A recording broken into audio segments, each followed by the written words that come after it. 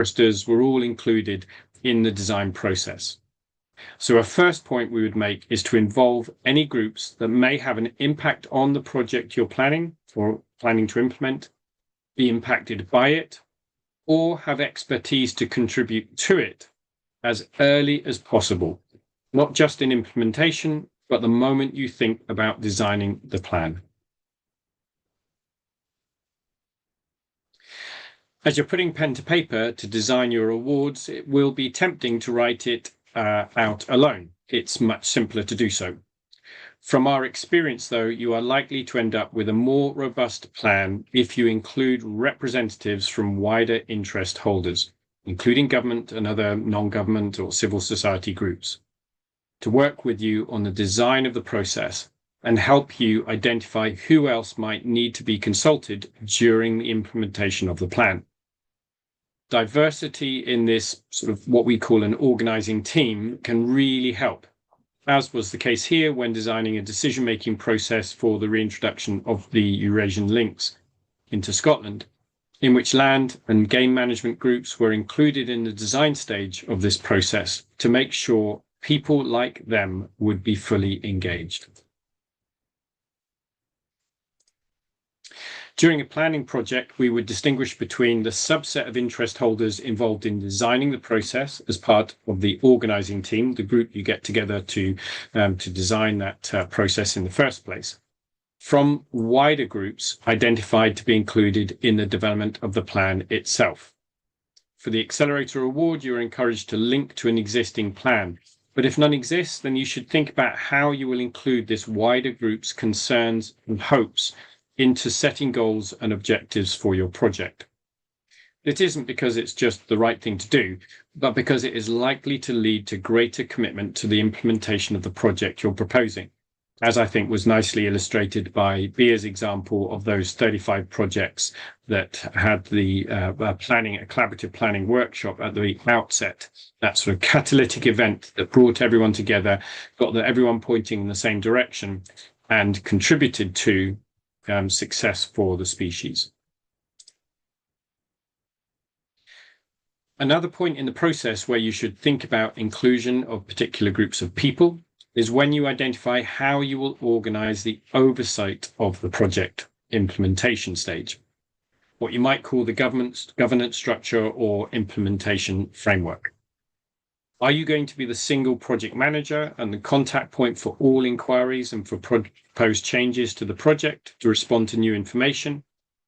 And if you are, do you know who you need to communicate with and receive communications from to ensure that the information gets from and to the right people to ensure successful implementation of the project?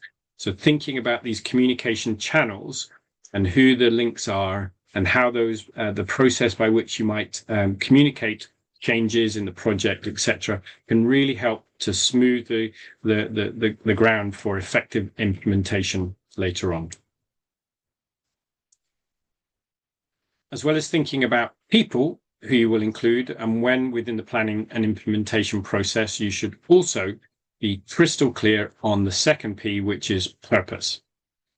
Within the application process for this award, you are required to highlight how your project is going to contribute to Global Biodiversity Framework Target 4 and contribute to reversing the decline of your selected species. Help is the operative word here. What meaningful contribution can you make in that time, and how does your project move you in this direction? The award refers to deliverables, expected results, and impacts, and I would define them as is laid out on this slide, with deliverables being the sort of tangible product you have in your hand, the results being the change that is affected by realizing these deliverables, putting them into practice, and the impact is the contribution your work will make to halting extinction.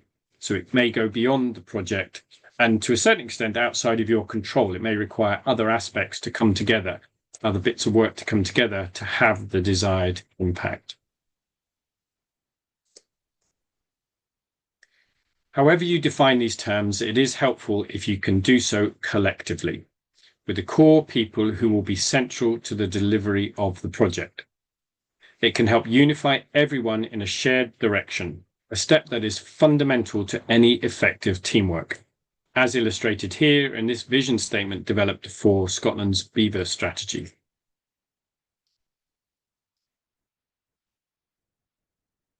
The third P to keep in your mind, alongside people and purpose, is process. How you will develop and implement your project.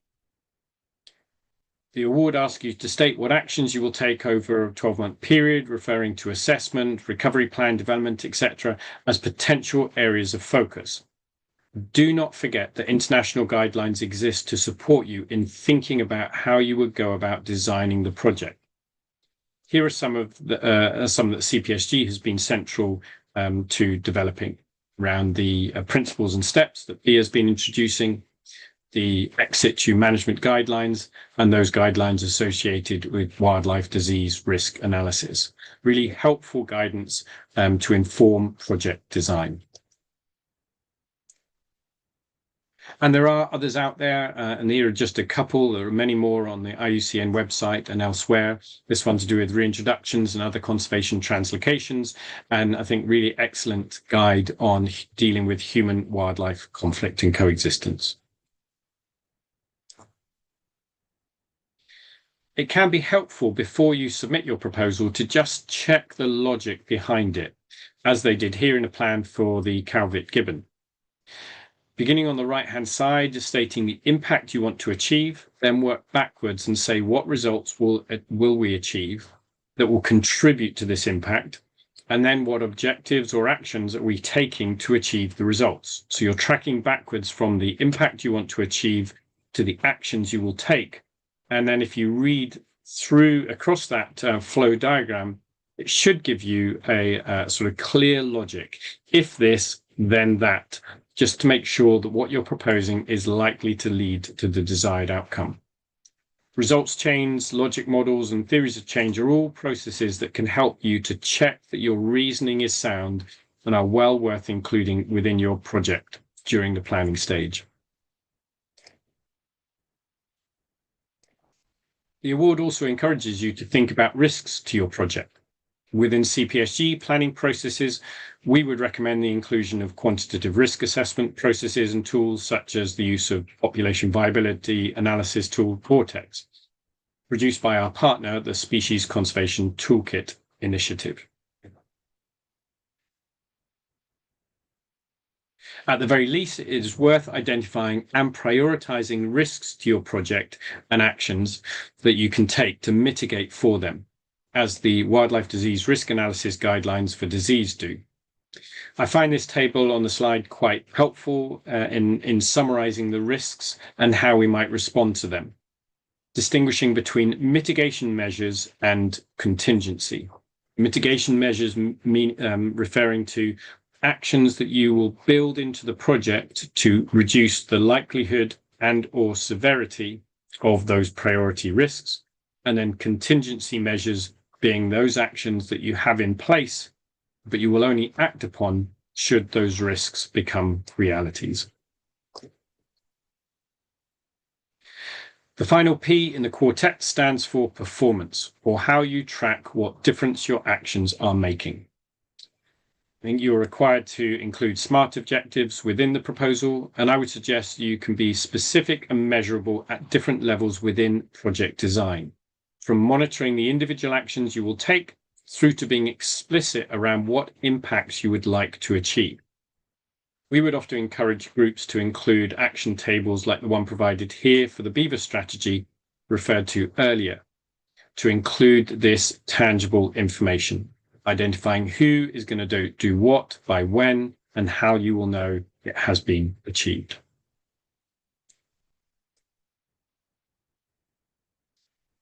In summary then, remember these 4 Ps as kind of hooks onto which you can hang your proposal, and there's a 5th P, but you can hang your proposal to just check that you've thought through some of the key elements of an effective project, who the people are and how and when you've included them, what the purpose of the project is, and is this clear at different levels, what processes you're going to use to deliver on the work and to monitor the work, and then how you will track performance, the change that you actually want to affect.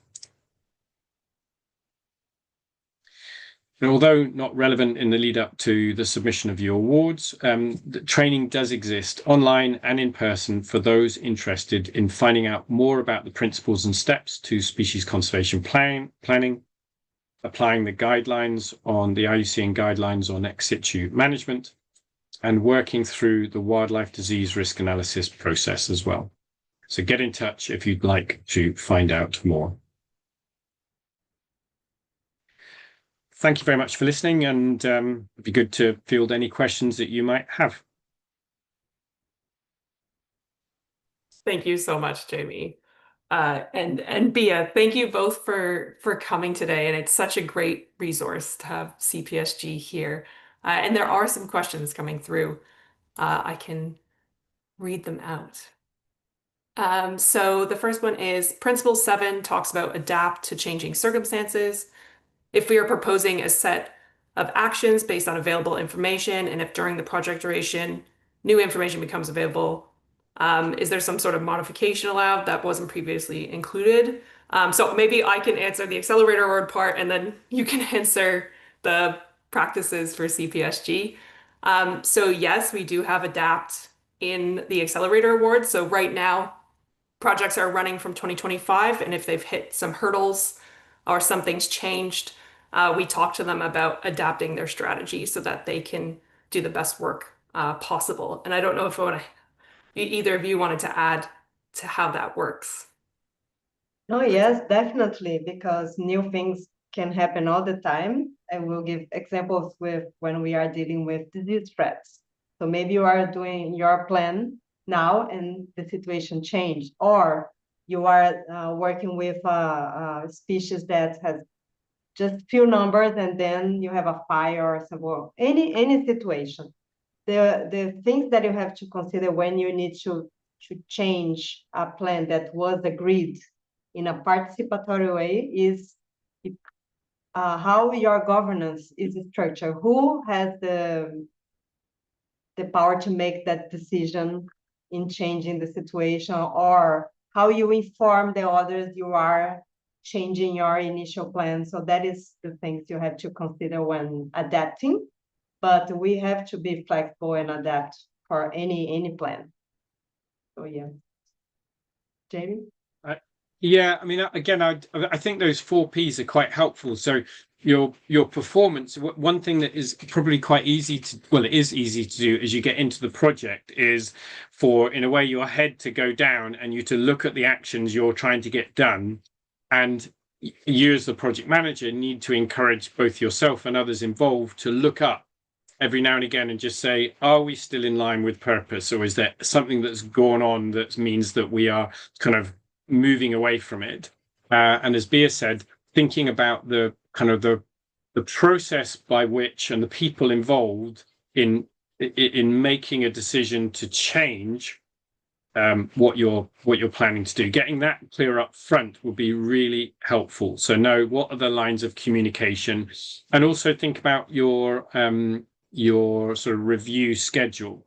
Now, you might want to respond just there and then if something major occurs, but have you also built in regular review points to say, how are we doing? Are we still on purpose, in moving towards the purpose? Is there anything we need to change?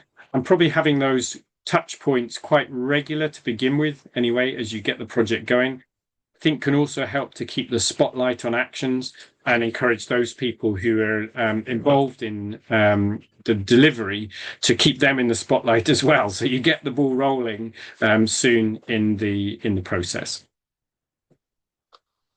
That's great. And you reminded me that for the Accelerator Award, there's a 6-month and 12-month review. It's unlikely to change, but the purpose of that review or report is so we can find out how we can help you if something has changed. So at least with us, that touch point is at 6 months and 12 months. But like Jamie said, you might want to have more or different ones with other people doing the delivery and so on. Okay. Thank you. We do have another question, and it's about the toolkits. Where can they find the toolkits that you mentioned?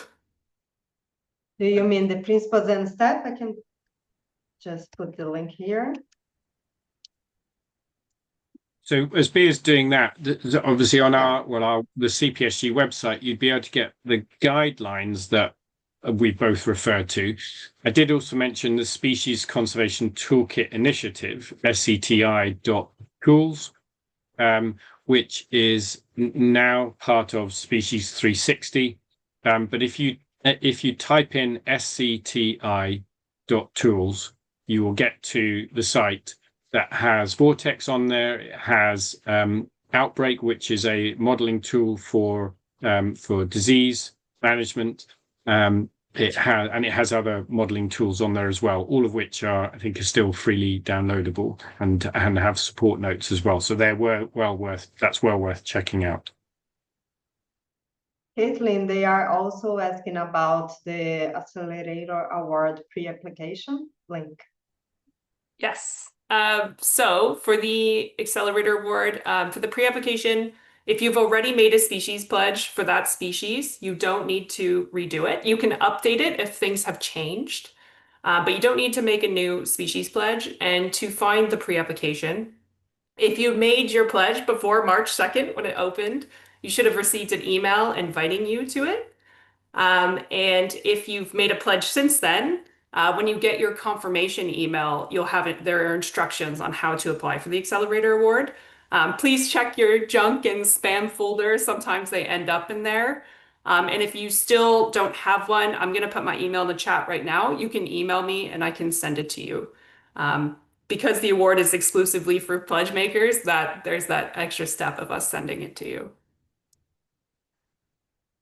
Okay. Any more questions? Well, we have a great resource here in Bia and Jamie.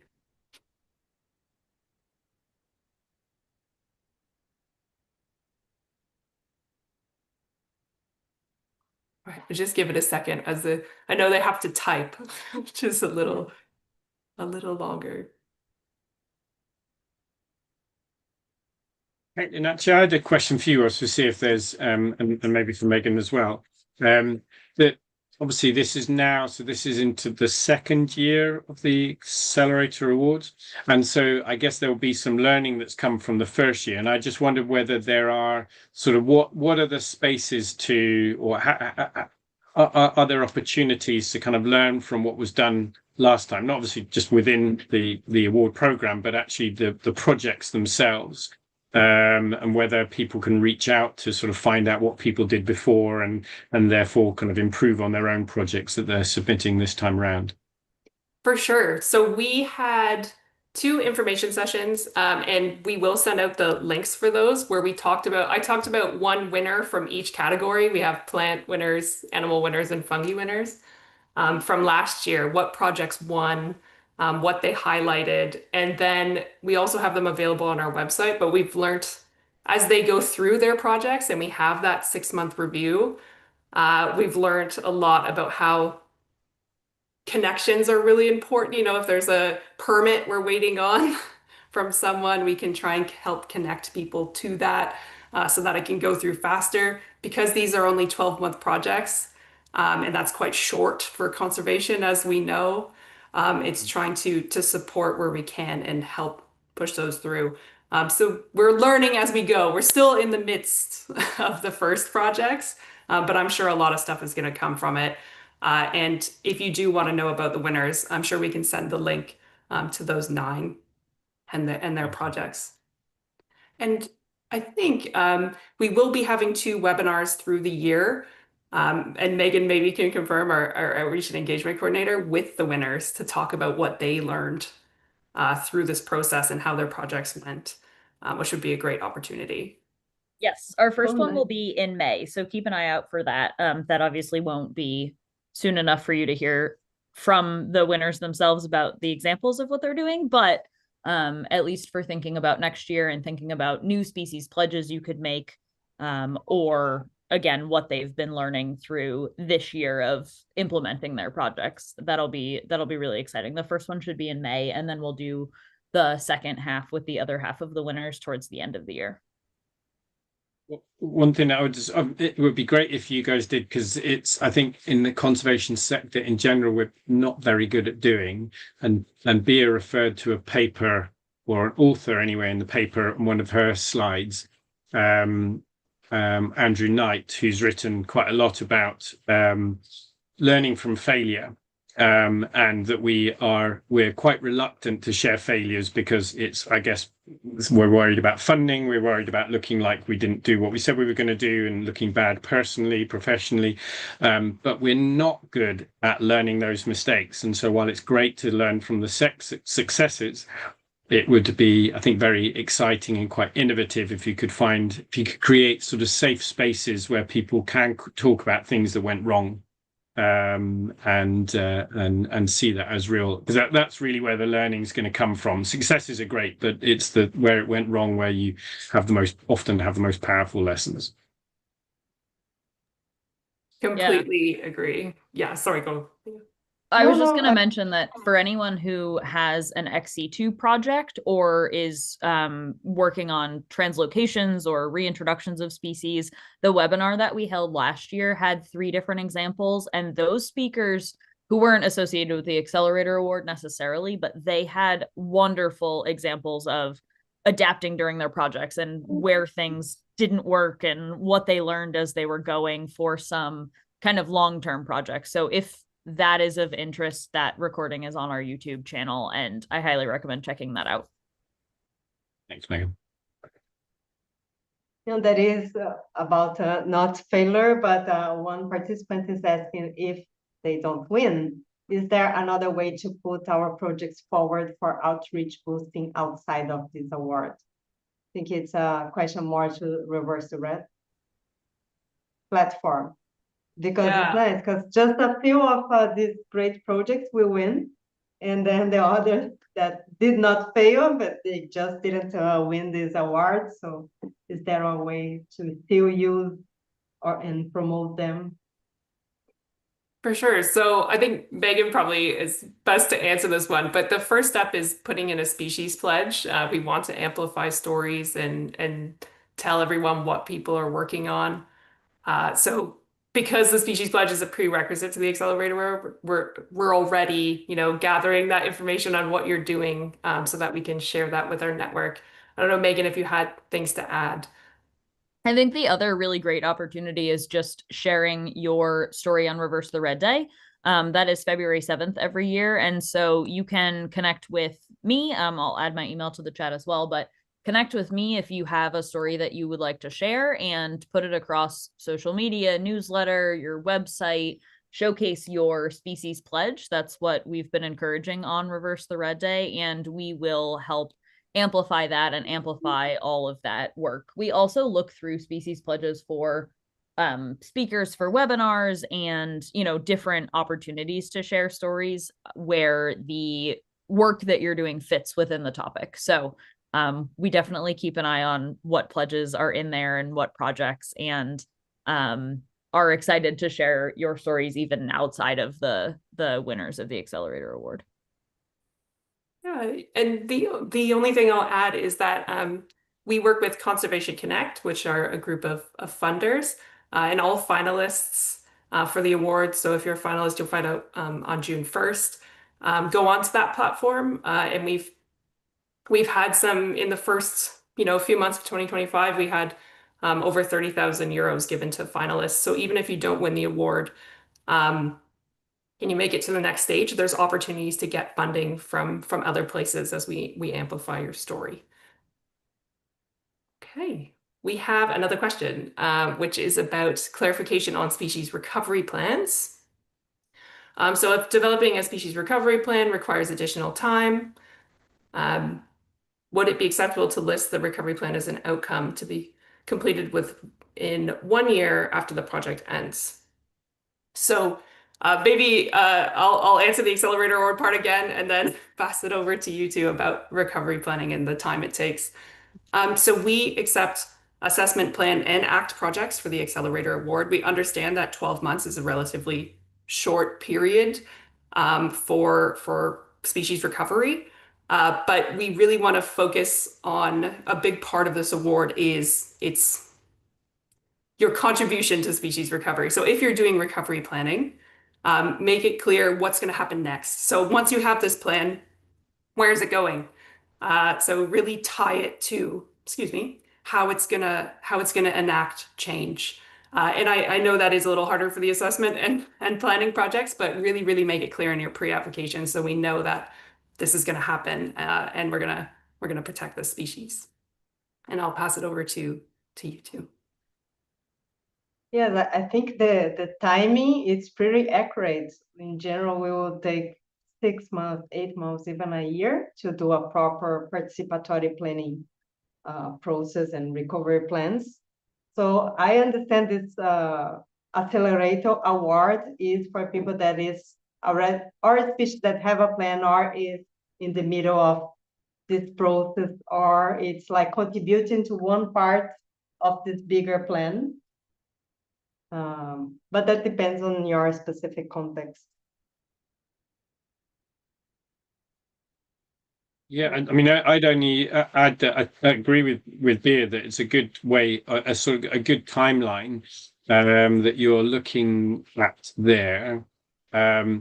What I wasn't clear about is, I mean, it looks like you're describing potentially half a year to implement and follow the results of the action plan. So, yeah, so you're saying actually the planning bit would be, it sounds from what Caitlin says is that you could submit an application and the plan be the outcome, not necessarily the implementation, because that's recognizing that could take longer to do so.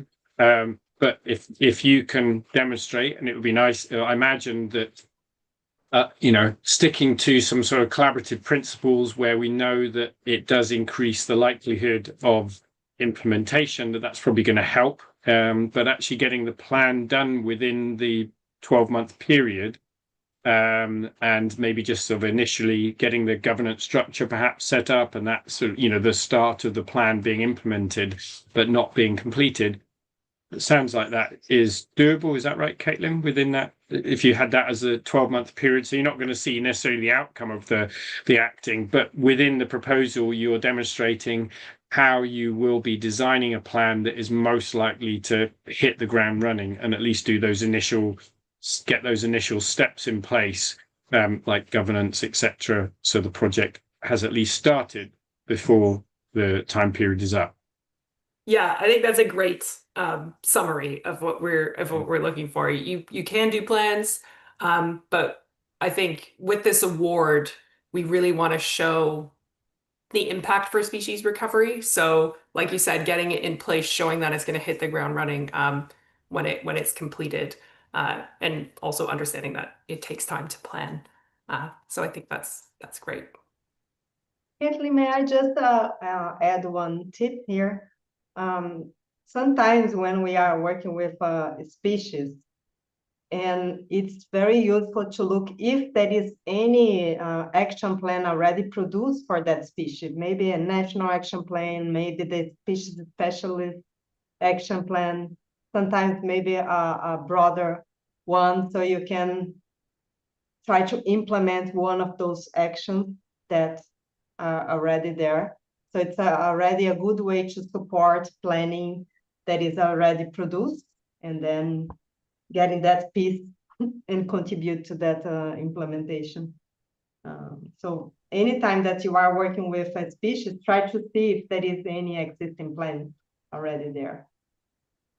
Great point. Just on that, it's probably, definitely have a look at our site or our website, although it won't be an exhaustive list of what plans are out there. But going to the appropriate IUCN specialist group and inquiring there could be another way of, just checking what is already being done. So maybe you can, as Bea says, sort of bite off a piece of a bigger plan that you could deliver on within that 12-month period. Great. And actually, some of you probably already know, but one of the questions on the pre-application is there an existing species recovery plan for the species? So please, have a look at their website and link to it with your project if possible, if there is one. Okay. So the next two questions, I think are more accelerator award questions. And again, you can always email me. I'll answer them quickly, but please, if you have any other questions for Bia and Jamie, put them in the Q&A. We've got a couple more minutes before we end. So the one question here is about the reporting process for the accelerator award. So we have that 6-month and 12-month. The questions are, there's maybe 6 questions, and we're kind of just trying to support you. So we're not kind of, we are trying to support you. So we want to know, is everything going okay? And like Jamie mentioned, we want to know if things are not going okay, so we can help and learn from that and go on forward, especially at the 6-month one, of course. We want to help you to make that last 6 month really impactful. And then at the 12 months again, what did we learn? Where do we go next? We're here to help. And it's not too time consuming. As we know, it's a $15,000 award. So it's not an extensive process. There is also financial reporting at 6 months and 12 months, just to see how the money is being spent. The second question: for an established project, due to limited budget and time, can a bite-sized expansion of a larger plan be put forward? Yes, so the Accelerator Award is looking to boost or accelerate recovery. So really showing, you're doing something new. Maybe you need to add or start an ex situ part of your recovery planning or implementation that you're doing. So showing that you need that money to accelerate the recovery of the species and start, a piece of the recovery plan. And put it into implementation, for example. Okay. That's what we have in the Q&A. I'm just checking the chat really quick. All right, I think that's everything. Megan and my emails are in the chat if you want to reach out to us afterwards. But I wanted to thank our fabulous speakers for coming today. Thank you, Bia. Thank you, Jamie. It's really, really insightful and helpful. We want to see species recovery, and good project planning is a key step of that. And I wanted to thank everybody for coming today too. And we're really looking forward to your pre-applications. Again, they're due on April 3rd, 11:59 p.m. EDT. And yeah, we look forward to reviewing those and seeing them. So thank you, everybody. Thank you so much, Caitlin, for the invitation. A pleasure to be here, and whatever you need from CPSG, we are available. Thank you so much. Thanks a lot. Bye for now, everybody.